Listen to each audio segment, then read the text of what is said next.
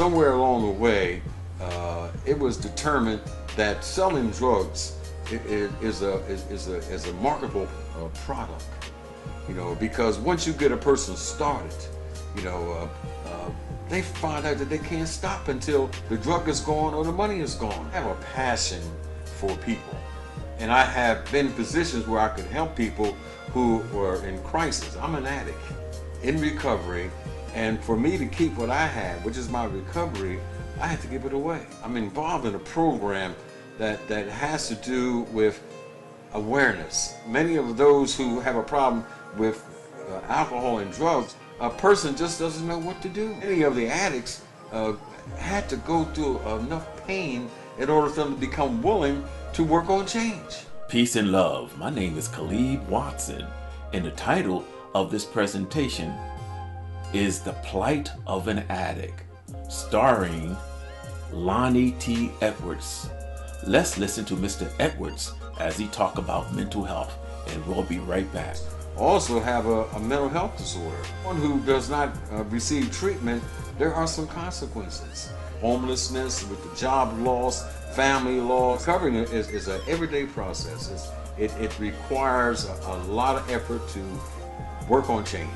It's about letting people know where I come from. Many people don't know or understand the plight of an addict. Welcome back. My name is Khalid Watson. The title of this presentation is entitled The Plight of an Addict. Enjoy.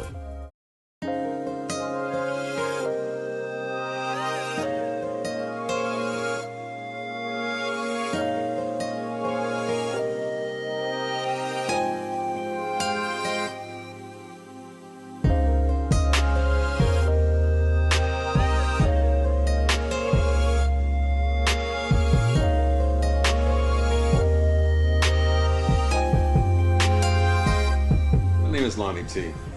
Many people call me Lonnie Edwards, but I answer to either one of those names. So what do you do with the organization 1212? Well, what I do there is really go there to fellowship and also to attend 12-step meetings. And I go to definitely play some pinochle with the fellas and the ladies, and every now and then I go to the basement and shoot some pool.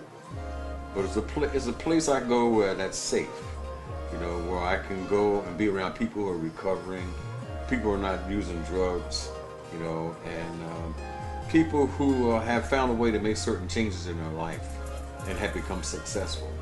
Recovering is an everyday process.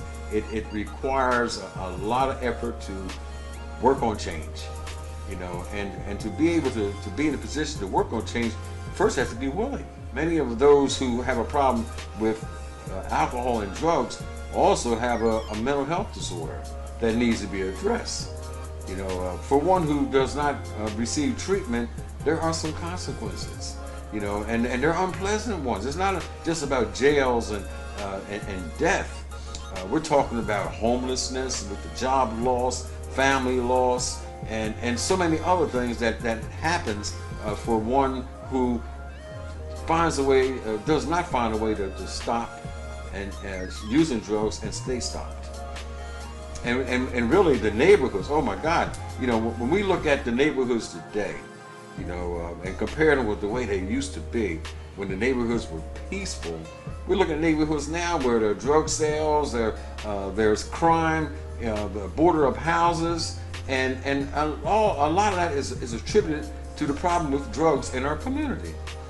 And if people knew more about addiction, drug abuse, and about how one can identify the need for treatment and be willing to get the treatment and stay and then go into recovery, you'll see a change in our neighborhood.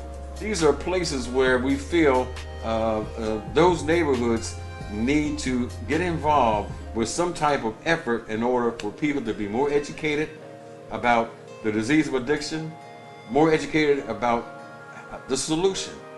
Because oftentimes a person just doesn't know what to do. I remember when years ago, when I had a problem with drinking, I didn't know I had a problem. And not too long ago when I had a problem with drugs, in the beginning, I didn't realize it was a problem. It wasn't until all of a sudden I realized that I was about to lose my job. I was about to lose my family. I lost self-respect from us. I recognized that I wasn't the person I used to be. You know what I mean?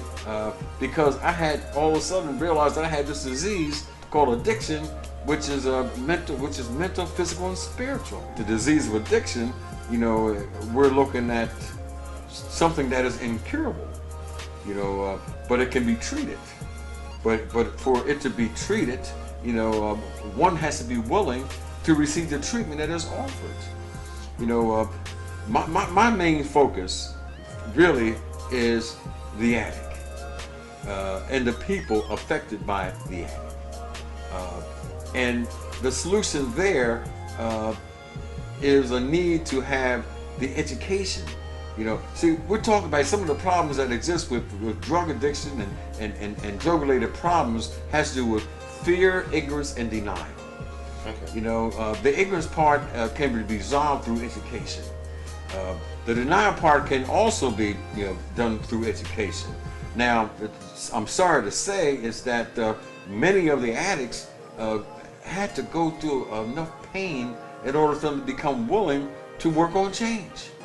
And it might take time, and it might be too late for many because they end up in jail, or they end up dying, or they end up having a disease that kills them. Many addicts I know today are on dialysis, have developed certain type of cancers, have acquired other conditions that are not really curable. And in the end, with most, it will kill them. You know what I mean? But we can prevent that from happening. First of all, if we get to the young population, get into the schools, get into the kids on the streets, in the neighborhoods, the ones who have very little to do.